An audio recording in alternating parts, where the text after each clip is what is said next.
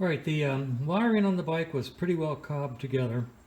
So I took the power box out and cleaned up the wires. They were damaged from being underneath the motorcycle, probably having hit speed bumps.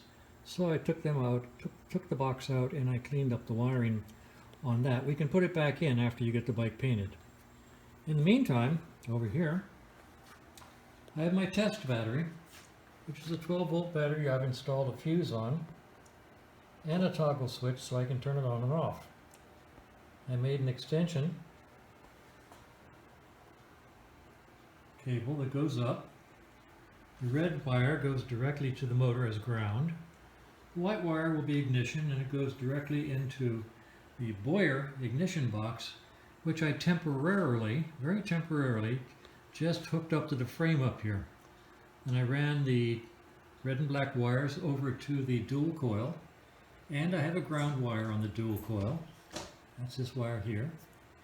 And I ran the black and white and black and yellow wires from the points plate up to them also, and they are in this cable right here. So this cable goes to the points plate, or as we say, the magnetic pickup.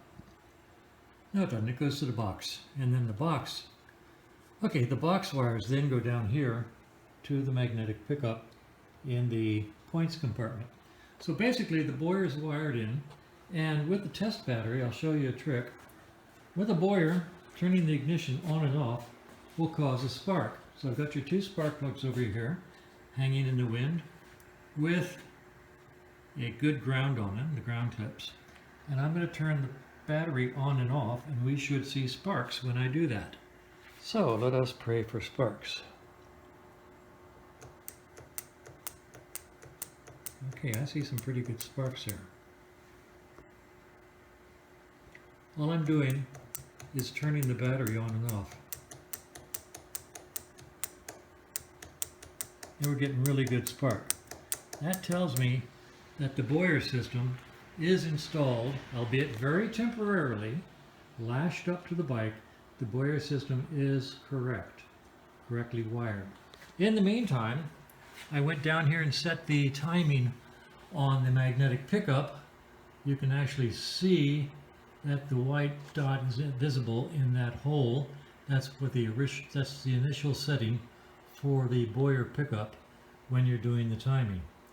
So at this point, I've made the new oil lines. I've got an oil line going to the rocker boxes. I've got oil in the tank. We've got an ignition system that's operational and theoretically timed correctly.